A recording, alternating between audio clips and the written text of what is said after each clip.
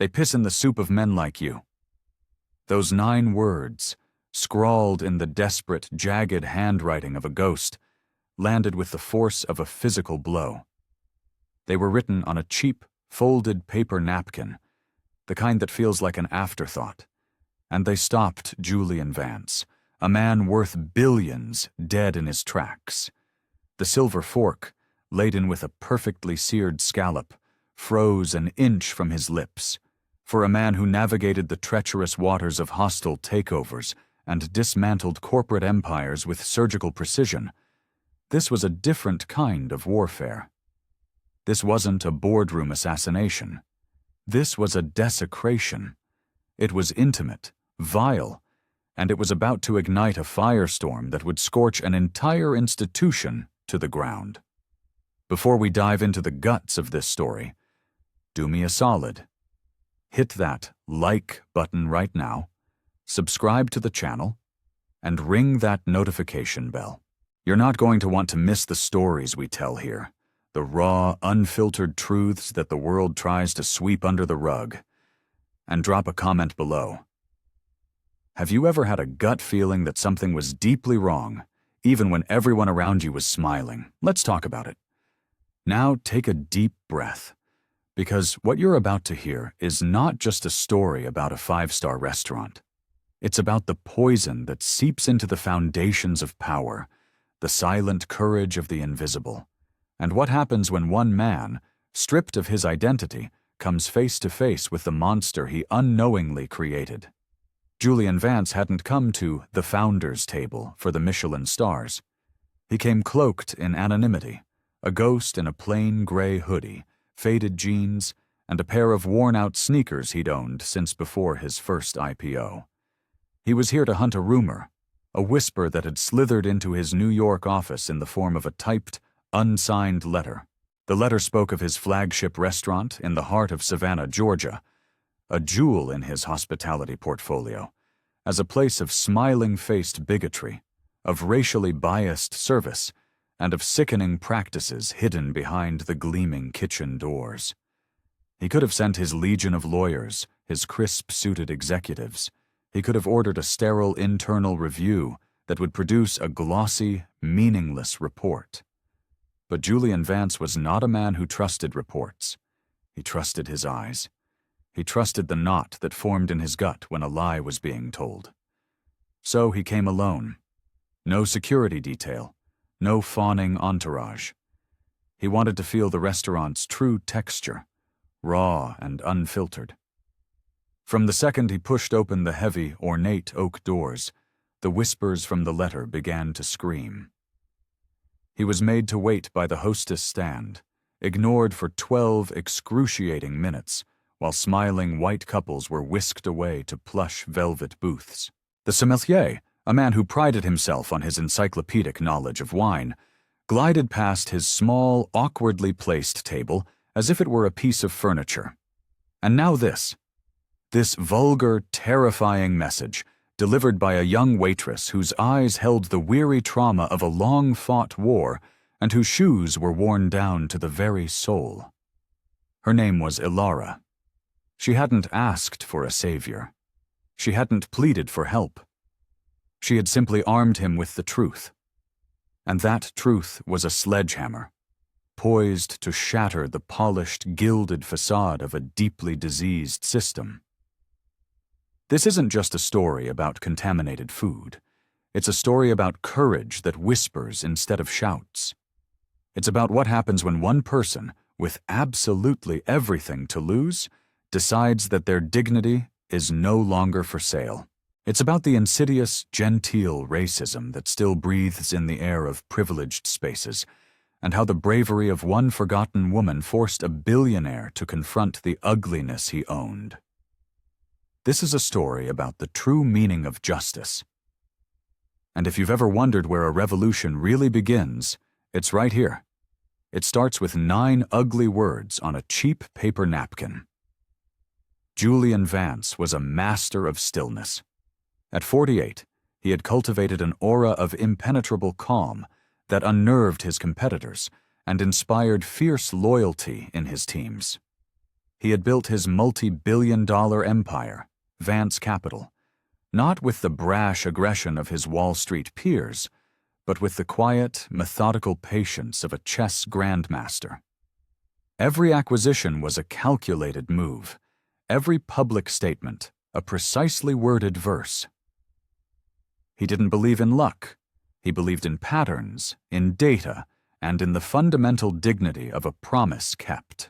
He was one of the most powerful black men in America, a self-made titan who had clawed his way up from the red clay of rural Georgia. But all the data in the world, all the predictive algorithms and market analyses, could not have prepared him for the raw sewage of the message Ilara had slipped onto his table. Long before that night, Julian knew the price of being misjudged, the sting of being underestimated. He was raised by a grandmother whose hands were permanently stained with soil from her vegetable garden, and whose greatest lesson was, "They can take everything from you, boy, but they can't take what's in your head and what's in your heart." He'd watched his mother work 2 jobs, her body aching, just so he could have a new pair of shoes for the first day of school. His first real computer wasn't a sleek Apple machine, but a clunky, discarded desktop he'd pieced together from parts he bought at a flea market. His first major philanthropic act, long before he was a billionaire, was creating a scholarship fund for underprivileged kids in his hometown, seeded with the entire proceeds of his first successful software patent. Success doesn't erase the scars. It just gives you better clothes to cover them with. On paper, he was Mr. Julian Vance, the founder and CEO of a sprawling conglomerate with holdings in renewable energy, biomedical technology, and luxury hospitality. He lived in a sprawling penthouse that offered a god's-eye view of Manhattan, sat on the boards of 3 major corporations, and could summon a private jet with a single text message. But in the quiet hours of the night, when the city slept below him, he was still the kid who had to practice his phone voice in the mirror to sound less country before calling potential investors. He deliberately avoided the ostentatious trappings of new money. No diamond-encrusted watches, no flashy Italian sports cars. He understood, with a bone-deep certainty, that the world was always waiting for a black man like him to stumble, to be too loud, too flashy, too much. His uniform was quiet power, bespoke but understated suits in shades of charcoal and navy. So, when that anonymous letter arrived 3 weeks earlier, its neatly typed words describing a culture of systemic racism at the founder's table, a restaurant he'd acquired as part of a larger portfolio, he felt a familiar, cold dread. The letter was an accusation not just against the restaurant, but against him. It suggested he'd become the very thing he despised, an absent landlord, a king so high in his castle he couldn't smell the rot in his own dungeons. He didn't dispatch an auditor or a team of consultants. He booked a commercial flight under an assumed name, rented a nondescript sedan, and drove himself into the heart of the storm. No one blinked an eye when he walked into the founder's table that evening, and that was the entire, bitter point. To truly understand a system, you have to become invisible within it. You have to let it act upon you as it would any other unwelcome variable.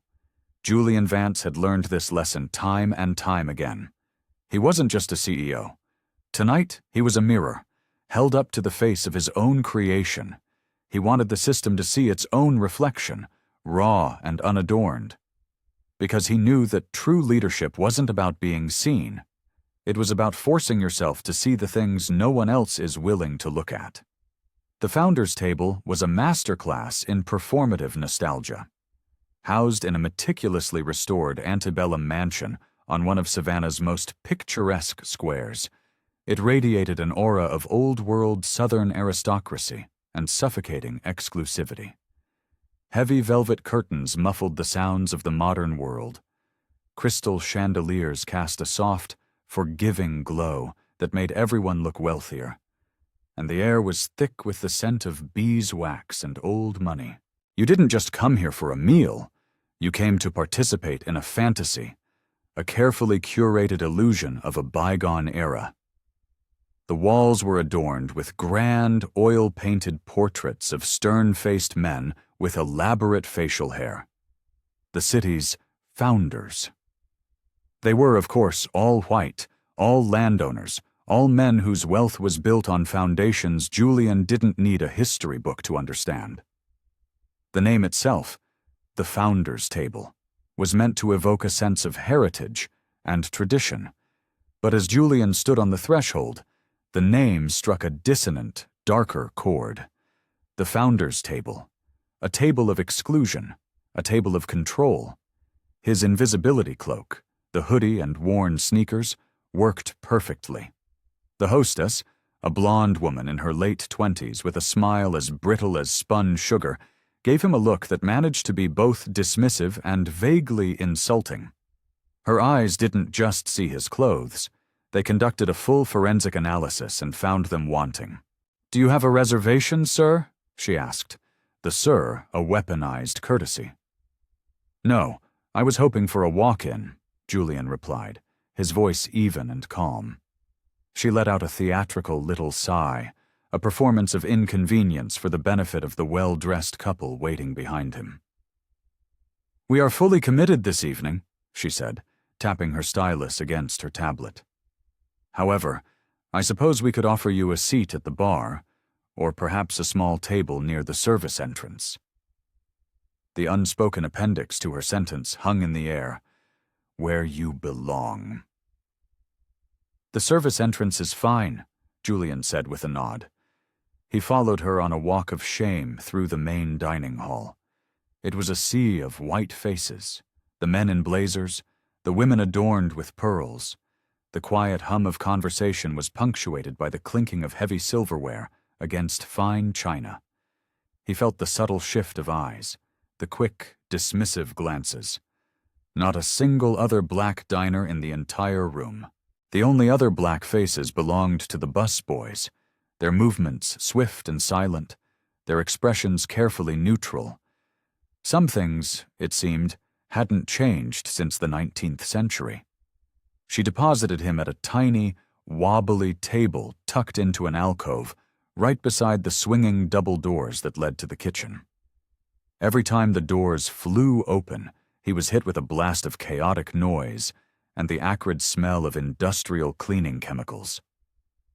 There was no candle on his table, no neatly folded linen napkin, just a dog-eared menu slapped down on the bare wood. She was gone before he could say a word. Julian sat, a statue of patience, and he watched. He observed the ecosystem of the room. The floor manager, a man with slicked-back silver hair and a condescending smirk, moved from table to table like a feudal lord surveying his lands. He offered effusive compliments, shared obsequious laughs, and shook hands with men wearing expensive watches. His gaze swept over Julian's table multiple times, his eyes registering not a person, but a void. This wasn't a restaurant with a problem. This was a restaurant functioning with chilling perfection, exactly as it had been designed to. It was a stage for a play about power and belonging, where appearances were the only currency that mattered, where a dark past was dressed up in damask and sold as tradition. And Julian, the silent, invisible owner, was watching his own horror movie unfold, one painful detail at a time. Elara Jenkins moved with a practiced economy of motion, a quiet efficiency born from years of navigating chaos without making a sound.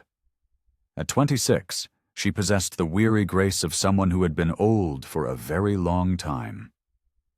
There was nothing loud or ostentatious about her, but beneath the placid surface of her eyes, there was a sharpness, a glint of unyielding steel. She was a blade wrapped in velvet. Once, her life had been a trajectory of pure ascent. She'd been at the top of her class at Howard University School of Law, her mind lit up with visions of becoming a civil rights attorney, a warrior in the mold of Constance Baker Motley. She wanted to dismantle injustice, to give voice to the voiceless. Then life detonated without warning. Her mother, a single woman who had worked as a seamstress her entire life, received a cancer diagnosis that was as aggressive as it was merciless.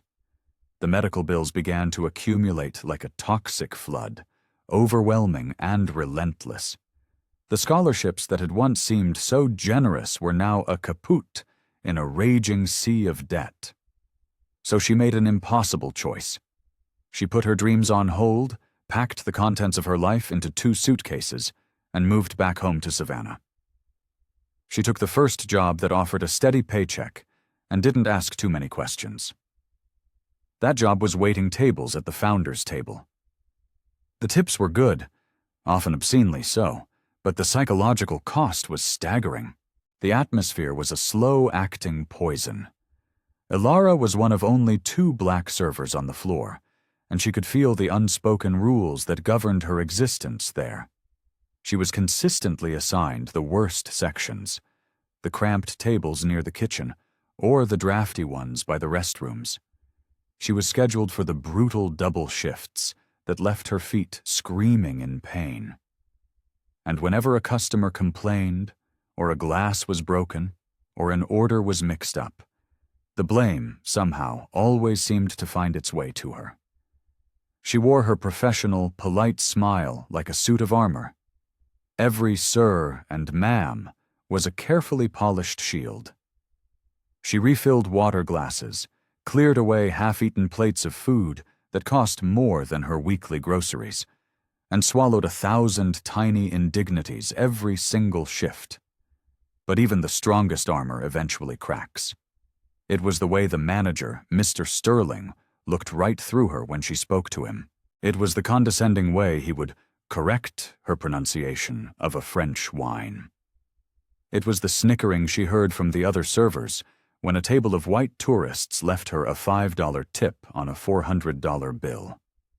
It was the time the head chef, Antoine, made a joke about how he had a special, tougher cut of meat reserved for their kind. She never laughed. She just absorbed it, filed it away in the vast, growing archive of injustices in her mind. She wasn't weak. She was a witness. She was watching, surviving, waiting for a moment she couldn't yet define. But tonight felt different.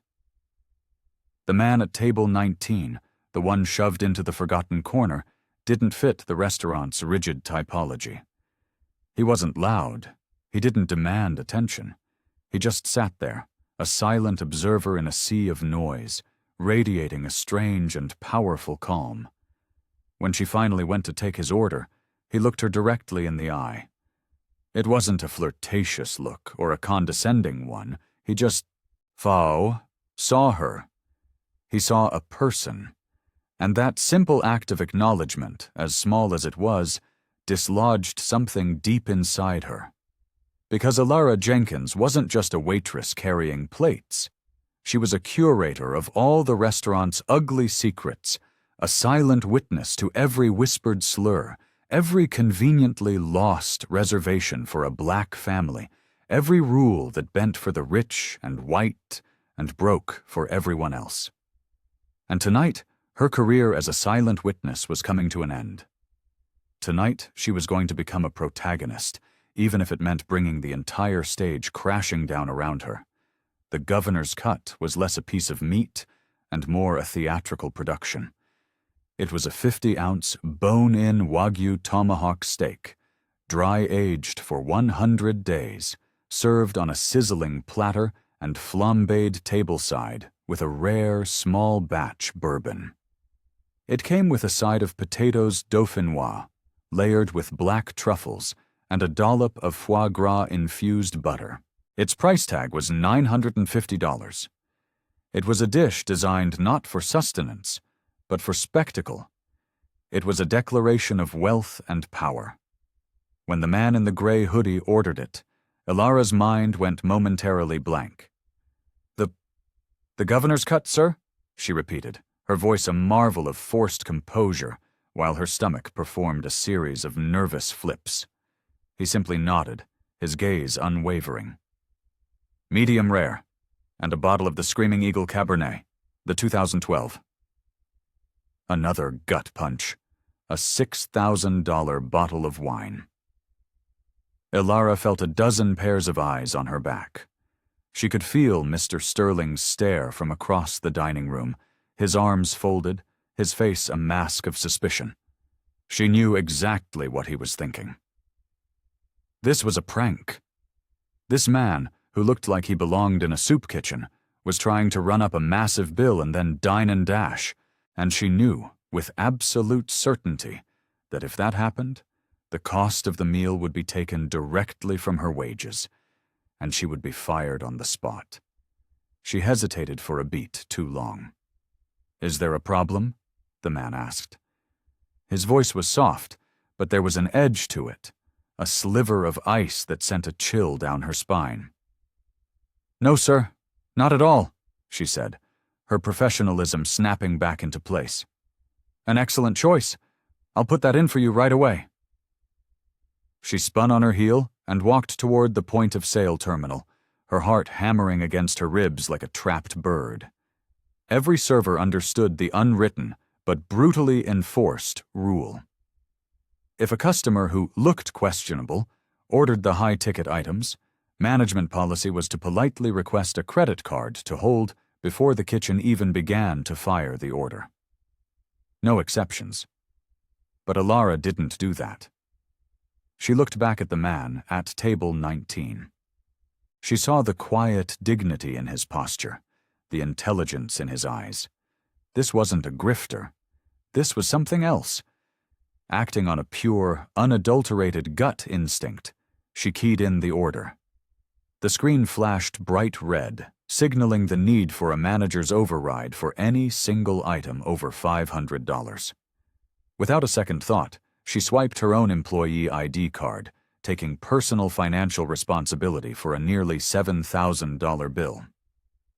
She had just placed a bet, and the stakes were her entire livelihood. From behind her she heard Sterling's voice, low and menacing.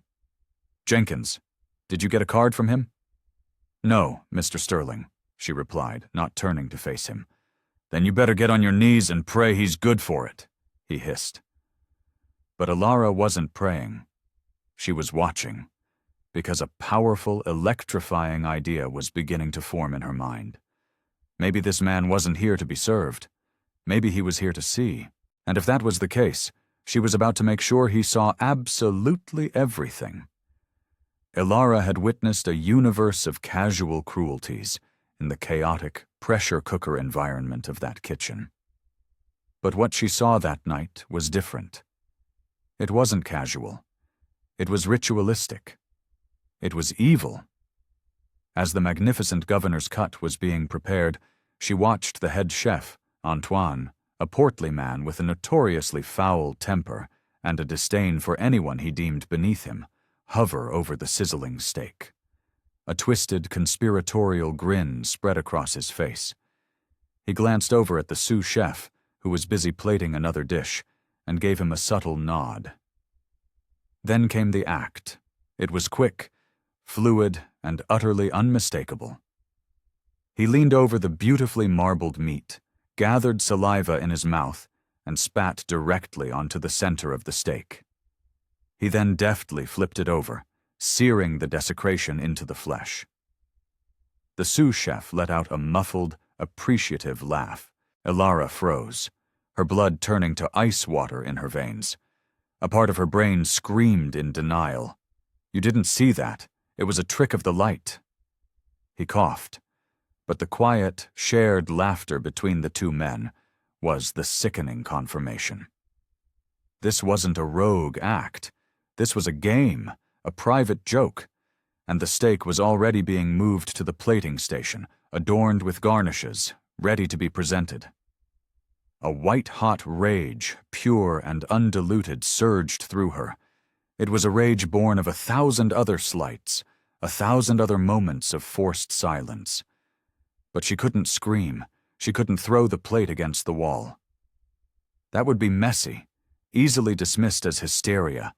She needed a weapon, not a tantrum. She looked out through the small porthole window in the kitchen door and saw the man at table 19, still sitting calmly, still watching. A solitary island of stillness. They didn't know who he was, but she was beginning to form a wild, terrifying suspicion, and that suspicion changed the entire calculation. She had seconds to make a choice that would irrevocably alter the course of her life. Option 1, say nothing. Serve the defiled meal, collect the tip, and allow the poison of this place to continue its silent spread. Option 2, risk everything. Her job, her reputation, her ability to pay her mother's medical bills. Her hand dove into her apron pocket, fumbling for the cheap ballpoint pen she always carried. She snatched a clean paper napkin from the service station, her hands trembling so violently she could barely hold it steady. The ink bled slightly as she scribbled the words, her handwriting a frantic scrawl. They piss in the soup of men like you. They defiled your food. This place is poison. Check the kitchen cameras from 8:15 p.m. She didn't sign her name. The truth was its own signature. She folded the napkin into a tight, small square and concealed it in the palm of her hand as a food runner handed her the massive platter, now covered with a gleaming silver cloche. Her heart was a drumbeat in her ears, so loud she was sure the entire dining room could hear it. She walked the platter across the floor, her steps steady, her face a mask of professional calm. Julian looked up as she arrived. With a grace she didn't feel, she placed the heavy platter in the center of his table. "The governor's cut, sir," she said, her voice a soft, even murmur. She lifted the silver dome with a flourish, releasing a cloud of aromatic steam. He nodded his thanks. Then, in one fluid, practiced motion, as her right hand reached for his empty water glass, her left hand slipped the folded napkin onto the table, tucking it just beside his fork. A moment later, she had vanished back into the background noise of the restaurant. There was no meaningful eye contact, no knowing glance, just the silent, desperate hope that the man at table 19 would understand that he hadn't been served a meal. He had been handed a declaration of war. Julian sat perfectly still for what felt like an eternity, his eyes fixed on the small folded square of paper. He hadn't touched the steak. The rich, bourbon-laced aroma that filled the air now seemed cloying, sickening. Something in Alara's demeanor, in the almost imperceptible tremor in her hand as she placed the napkin down, had screamed at him to wait. It was a warning delivered in the silent language of the oppressed, a language he understood fluently. He reached out, his movements slow and deliberate, and picked up the napkin. Unfolding it in his lap, below the level of the table, he read the words. The crude, violent phrase hit him first, a gut punch of pure vulgarity. But it was the lines that followed that truly chilled him. This place is poison. Check the kitchen cameras. His jaw tightened, a muscle jumping in his cheek. Every feature on his face seemed to solidify, turning into a mask of cold, controlled fury. It wasn't the spit, or the piss, or whatever vile act had been committed that truly enraged him. He had faced far worse indignities in his life. No, what made his blood run cold was the word poison. It was systemic. It was cultural. It spoke of a sickness that ran deeper than one disgruntled chef. And Alara, the young woman with the old eyes, she wasn't just warning him about a single plate of food. She was trying to save him from the entire institution. She was sounding the alarm. Julian refolded the napkin carefully, as if it were a sacred text, and slipped it into the inner pocket of his hoodie. He pushed the $950 steak away from him. He didn't summon the manager. He didn't cause a scene. That would be a rookie move, giving them time to cover their tracks. Instead, he reached for his phone, a cheap, untraceable burner phone he used exclusively for these undercover operations. He opened a heavily encrypted messaging app and sent a single, concise message to Marcus Thorne, his head of security, and a former Army Ranger. Red flag at Founders Table. Secure all cloud-based camera backups for tonight, 8 p.m. onward. Raw footage only. Cross-reference employee files for Antoine Dubois and Robert Sterling. Silent protocol. Await my signal. He then stood up. Across the room, Mr. Sterling, the manager, noticed immediately. His eyes narrowed, a flicker of alarm crossing his smug face. As Julian approached, Sterling pasted on his professional smile. "Is everything to your satisfaction, sir?"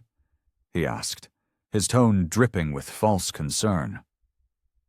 Julian's voice was quiet, but it cut through the dining room's ambient noise like a shard of glass. "I require a word with you. In your office." "More? Regarding your meal, I presume?" Sterling said, already preparing his well-rehearsed apology script. "Regarding your employment," Julian replied, letting the words hang in the air for a moment before turning towards the hallway that led to the back offices. Inside the cramped, cluttered office, Julian remained standing. He let Sterling bluster for a moment, launching into a preemptive defense of his staff and the restaurant's impeccable standards. It was all meaningless static. Finally, Julian cut him off. "I want to see the footage from your kitchen cameras, from the last 30 minutes. Sterling's smile vanished. I beg your pardon?" "You heard me," Julian said. And in that instant, the disguise of the humble man in the hoodie dissolved. The quiet power, the immense gravity-altering presence of the CEO filled the small room, sucking the air out of it. "The cameras," Sterling stammered, his eyes darting around the room as if searching for an escape route. "Those cameras are for internal security, inventory purposes. They're not for guest viewing." "Good," Julian said, his eyes locking on to Sterling's. "I'm not a guest. Let's look at your inventory. Specifically, the part where my steak was prepared." Sterling's face was now pale, a sheen of sweat beading on his forehead. I'd have to get authorization for that. And sometimes the system glitches. It overwrites the local drives." "Stop," Julian said. The word was not loud, but it had the force of a command. "You are lying to me, and I am giving you exactly one opportunity to stop."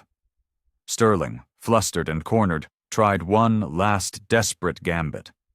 "Sir, with all due respect, I don't know who you think you are." Julian took one step closer, invading Sterling's personal space. He lowered his voice to a near whisper. "I'm the man who owns the bricks and mortar around you. I'm the man who owns the name on the sign outside. I'm the man who signs the checks that pay your salary. And if you tell me one more lie, it will be the last check you ever receive from me." The color drained completely from Sterling's face. He looked as if he had seen a ghost. Wordlessly, he stumbled over to his computer, his hands shaking as he typed in a password. He pulled up the camera feeds. When he got to the footage of the prep station, he began to scroll through it quickly. And then, there it was. A clean cut, a jump in the timestamp. The footage skipped ahead by exactly 3 minutes and 4 seconds. The precise window of time when the governor's cut would have been on the grill. Sterling feigned confusion, clicking his mouse uselessly. "See? A glitch. As I said." Julian held up a hand. "Enough," he said. The silence in the office was absolute. He pulled out his burner phone again and sent a second message to Marcus. Local footage compromised. Manager Robert Sterling is complicit. Execute. He slipped the phone back into his pocket and looked at the terrified man behind the desk. "Go home, Mr. Sterling," Julian said, his voice devoid of all emotion. "Pack up your personal effects. Do not speak to anyone on staff.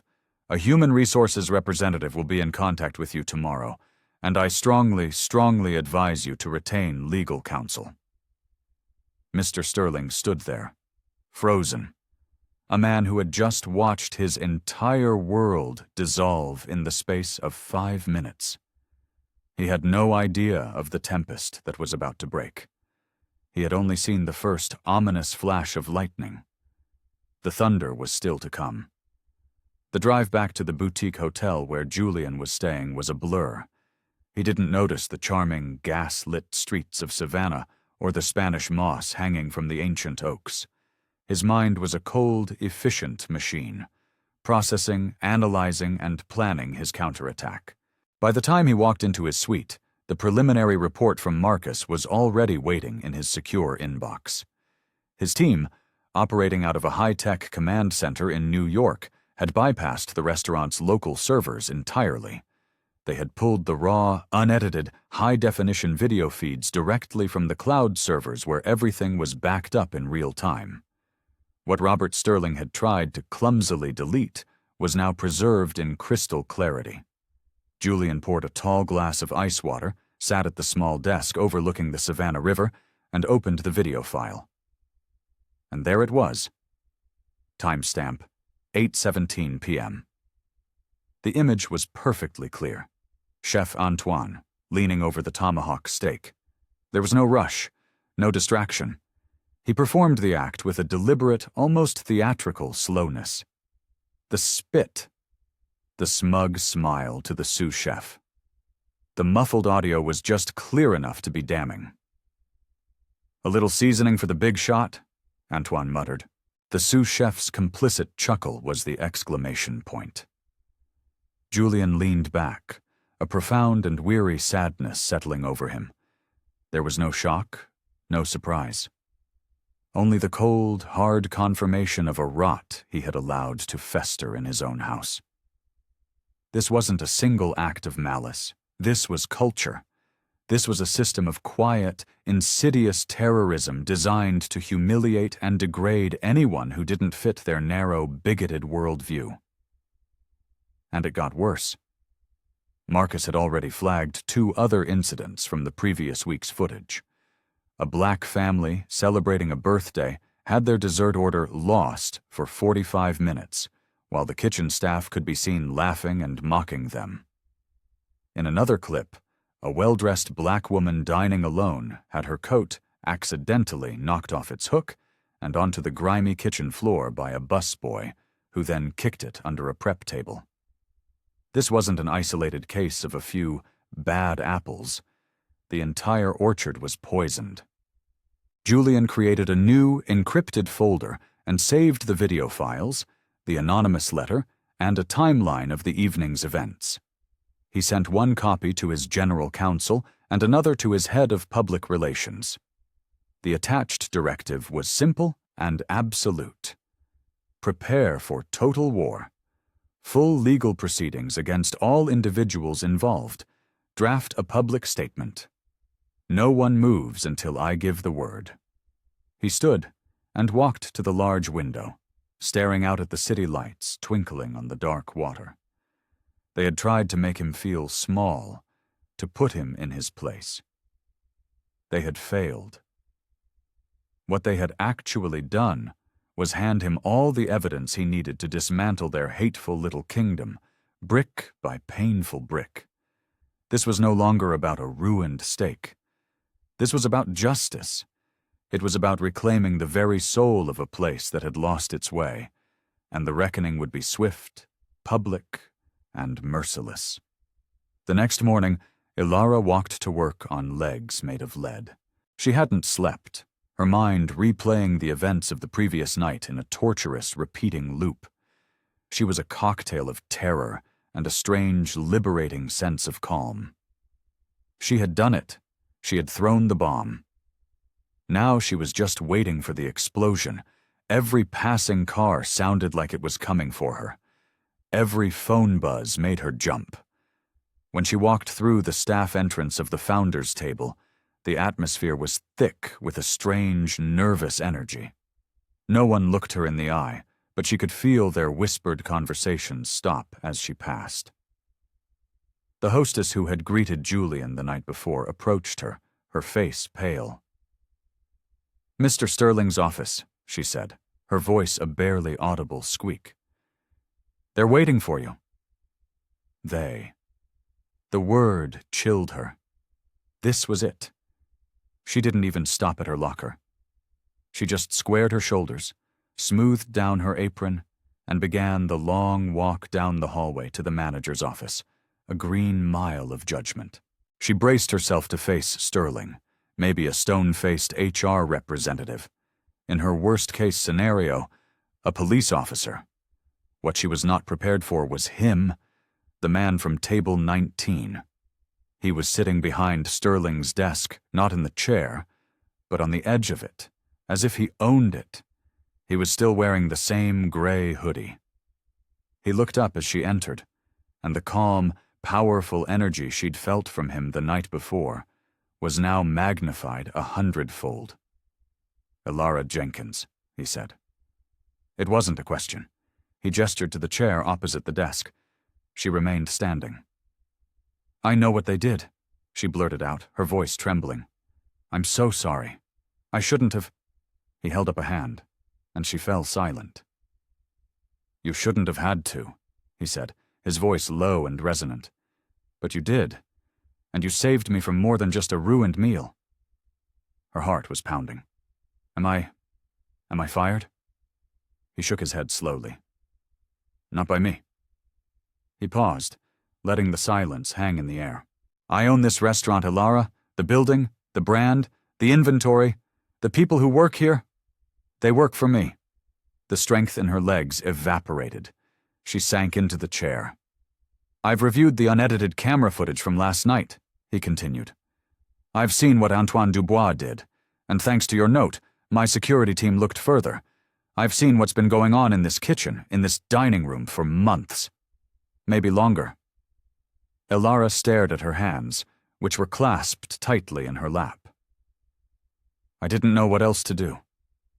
"You did the single most effective thing you could have done," Julian replied. "You gave the truth to someone who could use it." He leaned forward, his elbows on his knees.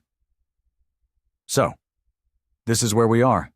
I can burn this place to the ground. Metaphorically, I can fire every single person from the chef to the dishwashers. I can liquidate the assets, change the name, and start over. And I am fully prepared to do that. But before I make my decision, I need to present you with a choice." Elara looked up, her eyes wide with confusion. "A choice?" "Option 1, he said. "You walk away from this whole mess today. I will write you a check that will cover the full tuition for the rest of your law degree, plus your living expenses until you graduate. I will give you a letter of recommendation that will open any door you want to knock on. No one will ever know you were involved. You can have your dream back, free and clear." She stared at him, speechless. "Or," he said, his voice dropping even lower, "there's option 2. You stay, and you help me fix this. Not as a waitress. You help me tear this culture down to the studs and rebuild it from the foundation up. I'm creating a new position, Director of Culture and Ethical Standards for my entire hospitality group. The job is yours, if you want it." The silence in the room was deafening. Elara's mind was reeling. Law school, her dream, handed to her on a silver platter. But the other offer. The other offer was a chance to be the person she had always dreamed of becoming. "You would trust me with that?" she asked, her voice a whisper. Julian Vance offered her the first genuine small smile she had ever seen from him. "Elara," he said, "I already have." And in that moment, for the first time in years, Elara Jenkins took a breath that wasn't laced with fear. The next 24 hours were a blur of controlled, decisive action. By noon, the founders' table was no longer a restaurant. It was the epicenter of a corporate earthquake. Julian moved with the speed and precision of a military commander. Quiet phone calls to his legal team in New York sent them scrambling onto a private jet. His PR team, already briefed, was fine-tuning a press release that was as compassionate as it was damning. But Julian had no intention of hiding behind a press release. At exactly 12:30 p.m., As the first of the lunchtime patrons were beginning to arrive, two black, unmarked sedans pulled up to the curb outside. The doors opened, and 4 men and 2 women in plain professional business attire stepped out. They were not police officers. They were federal agents from the EEOC, the Equal Employment Opportunity Commission, acting on a formal, evidence-backed complaint filed by Vance Capital less than an hour earlier. They entered the restaurant silently, professionally. They didn't need to shout. Their presence was a shockwave that brought the entire operation to a standstill. They went straight for the kitchen. Antoine Dubois was in the middle of screaming at a line cook when they entered. He was escorted out the front door, his face a mask of disbelief, his white chef's apron stained with the morning's prep work. The sous chef was next. Then, Robert Sterling was met at his car in the parking lot as he arrived for his shift. 3 terminations. 1 morning. 0 negotiation. The remaining staff stood in stunned silence. Some looked terrified. A few of the kitchen porters and busboys exchanged quiet, triumphant glances. They watched as the men who had ruled their lives through fear and intimidation were rendered utterly powerless. Outside, a podium had been erected on the restaurant's front steps.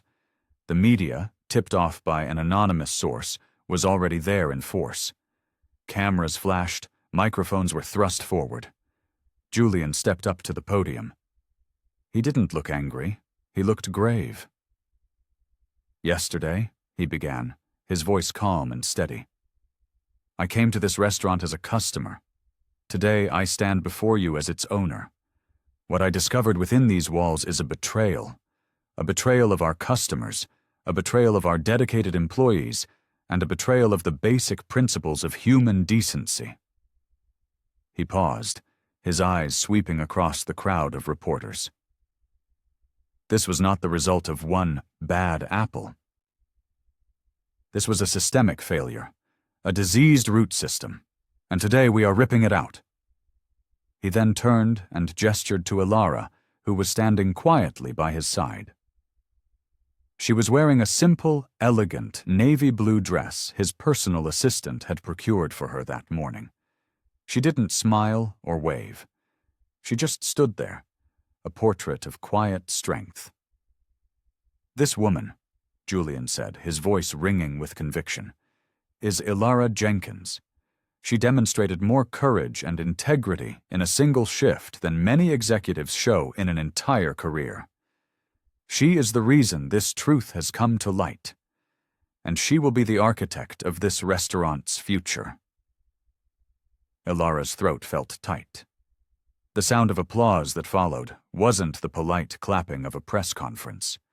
It was genuine, thunderous. Julian concluded with a final, powerful statement. "We are not closing the founders' table. We are refounding it. And from this day forward, it will serve more than just fine food. It will serve as a model of respect, dignity, and justice." There was no script. There was no corporate spin. There was only the raw, undeniable power of the truth, laid bare for the entire world to see. Ilara had never owned a single article of clothing that cost more than her monthly rent. Until now. 2 weeks after the firings and the press conference, the founders' table remained closed to the public, a chrysalis awaiting its transformation. But inside, it was a hive of activity. The oppressive, dark mahogany walls had been repainted in light, warm colors. The kitchen had been completely gutted and was being rebuilt with a more open, transparent design. The portraits of the slave-owning founders were gone, replaced by vibrant, newly commissioned photographs celebrating the unsung heroes of Savannah's black community: chefs, artists, activists, and entrepreneurs. And in the center of it all, Ilara Jenkins sat at a large, modern desk in the office that had once belonged to Robert Sterling. The title on her new business cards still felt foreign: Director of Culture and Ethical Standards, Vance Hospitality Group. It sounded formal, corporate. But Julian had been clear. Her job wasn't about writing memos. It was about changing hearts and minds. On her first official day, she held an all-staff meeting. There were no PowerPoint presentations or corporate buzzwords. She had arranged the chairs in a large circle in the empty dining room. Some of the longtime staff members wouldn't meet her gaze. She could feel the resentment and suspicion from a few. But most of them listened. She told them her story, not as a victim, but as a colleague. She talked about the culture of fear and silence that had allowed the poison to spread. She explained, with a clarity that silenced the entire room, that silence is never neutral. It is a choice, and it is always a victory for the oppressor. And then she laid out her vision for how, together, they would build something better. She immediately instituted a new, truly anonymous system for reporting grievances, managed by a third-party ethics organization. She worked with diversity consultants to develop and implement mandatory, ongoing bias and sensitivity training for every single employee, from the dishwashers to the new general manager. She hired a new executive team, talented professionals from diverse backgrounds who looked like the city they were meant to serve. And she did one more thing. She re-enrolled in law school. Julian, true to his word, had arranged for a full scholarship at Emory University's prestigious law school, which offered a flexible program for working professionals. She spent her days rebuilding a restaurant's soul and her nights studying constitutional law, her old dream now rekindled with a new, fiery purpose. People began to seek her out. A young busboy, once too afraid to speak up, came to her to report a supplier who was making inappropriate jokes. A white waitress who had been a bystander to the old culture came to her in tears, asking how she could become a better ally. Ilara didn't have all the answers, but she listened. She learned. She led. She no longer walked like a waitress, trying to be invisible. She walked with the quiet confidence of a woman who had faced down her own fear and won. Every time she sat in her new office, she remembered the terror she'd felt just outside its door. The room was no longer a symbol of her oppression. It was a testament to her liberation. Ilara Jenkins was no longer just serving tables. She was serving justice. And the world, finally, was listening. In the end, it wasn't the federal investigation or the splashy headlines that truly changed the founder's table. It was a cheap paper napkin, folded into a square, delivered in the deafening silence of a bustling dining room. That was the fulcrum. That was the tiny, powerful lever that moved the world. One simple, terrifying act of courage was all it took to expose a rot that had been hiding in plain sight, concealed behind the elegant fiction of fine dining. It didn't start a fire that destroyed everything. It started a fire that burned away the disease, cauterized the wound, and allowed for the possibility of new, healthy growth. The lesson here is not about the restaurant industry.